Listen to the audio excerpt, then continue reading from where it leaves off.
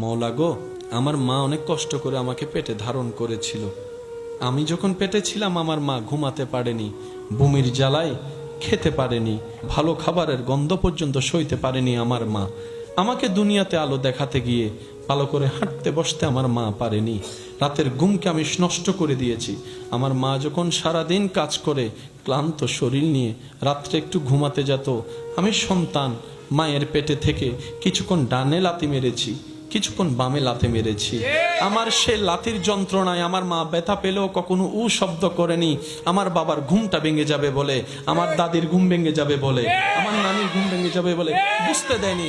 আল্লাহ গো, আমার মার জন্য আমি যদি চামড়া দিয়ে জুতোও বানাই দিই, আমার মা বাবার হক আমি আদায় করতে পারবো না। কিন্তু আজকে তো আমি অপারগ, কারণ এমন বাস্তবতা, কুল্লু নাফসিন যায়িকাতুল মউত, এটা এমন চির বাস্তব। চোখের সামনে থেকে সন্তানকে আজরাইল যখন নিয়ে যায়, মালাকুল মউত যখন নিয়ে যায়, কারো ধরে রাখার ক্ষমতা থাকে না। আল্লাহ গো, আমার মা এতদিন আমার কাছে ছিল, দূরে থাকলো মাটা বাবাটা আমার কাছে ছিল, সন্তানটা আমার কাছে ছিল।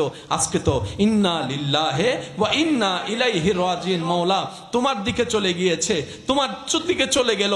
আল্লাহ, আমার মার জন্য আমি কিচ্ছু করতে পারি নাই, বাবার জন্য কোনো অবদান রাখতে পারি নাই, সন্তানের কোনো সেবা করতে পারি নাই। আল্লাহ, আমি দোয়া করছি সন্তান হয়ে, আল্লাহ আমার মা আমার বাবাকে তুমি ভালো রাখিও, শান্তিতে রাখিও, দয়া করিও সেরকম যেভাবে আমার উপর দয়া করেছিল, মায়া করেছিল ছোট্ট অবস্থায়।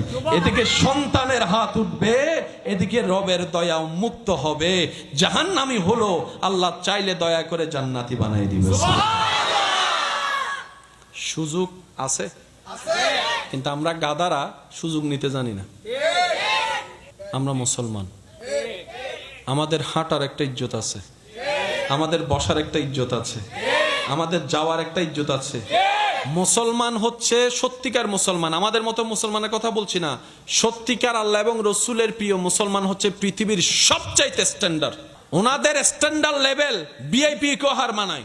হযরত নিজামউদ্দিন মেহবুব ইলাহির ডাকা পাঠালো তৎকালীন বাদশাহ নিজামউদ্দিন, আল্লাহর ওলি, উত্তর দিচ্ছেন দুনিয়ার মানুষ তো রাজা বাদশার সাথে, প্রধানমন্ত্রীর সাথে, রাষ্ট্রপ্রধানের সাথে একটু দেখা করার জন্য, একটু সেলফির জন্য পাগল হয়ে যায়, কিন্তু যারা আল্লাহর প্রিয় বান্দা, সুবহানাল্লাহ, ওনাদের সাথে দেখা করতে চাচ্ছে দুনিয়ার রাজা।